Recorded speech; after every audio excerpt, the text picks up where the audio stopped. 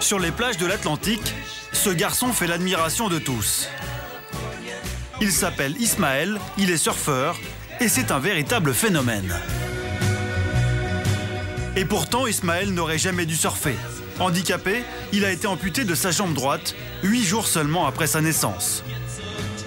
En fait, Ismaël est un vrai miraculé. Amputé à 7 reprises avant l'âge de 8 ans, puis victime d'un cancer, il a passé son enfance dans les couloirs de l'hôpital. Ça faisait une semaine qu'il s'était mis... Depuis, il y retrouve très souvent le professeur Bondoni, qu'il a opéré quand il était nouveau-né. C'est lui qui lui a posé sa première prothèse à 9 mois pour apprendre à marcher. C'est pas un pied de poupée, c'est la première prothèse. Donc là, on peut voir 12,78. Donc c'est le moment oui, où... parce qu'il fallait absolument qu'il apprenne à marcher et qu'il marche à un âge normal. Donc, alors les pieds étaient taillés par le prothésiste parce qu'il n'y a pas de pied à cette taille. On voit il y a des petits raccords bois ici, un peu de cuir. Par-dessus, on mettait une chaussure. Avec la croissance. Oui. Aujourd'hui, ta prothèse, elle n'a rien à voir avec ça. Non, disons. Oh, là c'est une vieille, mais bon, voilà, il y a les matériaux, il va y avoir du carbone. On met un petit côté fashion et tout ça. Moi, je cultive un petit peu cette différence. Malgré ses épreuves, malgré son handicap, Ismaël avait un rêve, faire du surf. À l'âge de 20 ans, il se jette à l'eau et là, nouveau problème. Impossible de surfer avec une prothèse classique. La première étape, quand on veut surfer, c'est de pouvoir passer de la position couchée où on rame avec les mains et de se lever pour se mettre debout. Et cette position-là, bloquée parce que la prothèse n'était pas adaptée. Et de là, j'ai travaillé et j'ai adapté une prothèse qui me permet maintenant de surfer. Cette prothèse qui n'existait pas et qu'il a bricolée lui-même, la voici. J'ai coupé les orteils d'une vieille prothèse, j'ai fait l'essai.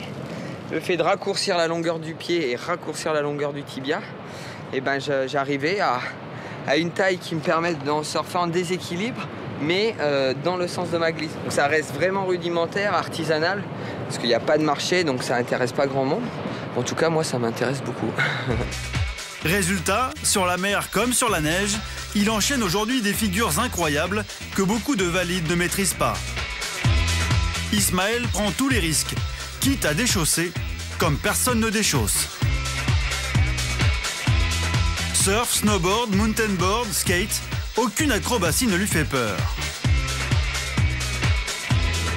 À 31 ans, après bien des épreuves, Ismaël est un homme accompli. Il termine cette année ses études de biologie et cet été, il épousera Raphaël, qui partage sa vie depuis 9 ans. Je pense que s'il n'était pas handicapé, il n'aurait pas besoin de prouver plein de choses aux gens, de se dépasser, de surpasser un petit peu. Je pense qu'il ne serait pas pareil. Mais d'ailleurs, c'est ce qui m'a plu en lui au départ. C'est quelqu'un qui se battait, qui vraiment faisait plein de choses, quoi. Le dernier défi sportif d'Ismaël, c'est de jouer au golf. Loin de la glisse, mais toujours avec l'esprit rock'n'roll.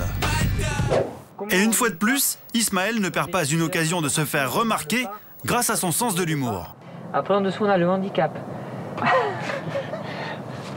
Je disais, nous, on part déjà avec un avantage, on est super handicapé. Déjà, ça c'est fait.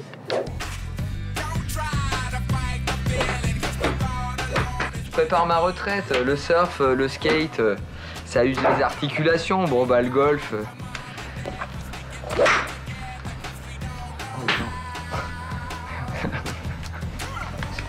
Elle est tombée au pied, là. Son énergie, Ismaël l'utilise aussi quotidiennement pour rendre ce que la vie lui a donné au travers de son association. Créée il y a 4 ans, elle permet aux handicapés de pratiquer comme lui des sports extrêmes. Et ça, c'est chez nous maintenant. Et aujourd'hui, c'est un grand jour. Il inaugure une permanence à l'hôpital pour accueillir des personnes handicapées et leurs familles. On est connu pour faire un peu les fous sur les plages d'Aquitaine et de France et même d'ailleurs. Mais aussi, il y a ce côté qu'on voulait un peu plus sérieux. En 4 ans, plus de 200 personnes handicapées ont pu bénéficier de stages sportifs et repousser leurs limites grâce à Ismaël. Tu peux pas vivre égoïstement quand tu as vécu certaines choses et que cette expérience serve les autres. C'est quelque chose de... qui moi, me motive tous les matins. Il veut prouver que la vie ne s'arrête pas au handicap. Dire qu'une famille a pu vivre une vie agréable parce que des gens ont su les aider à un moment donné, et ben c'est aussi une fierté.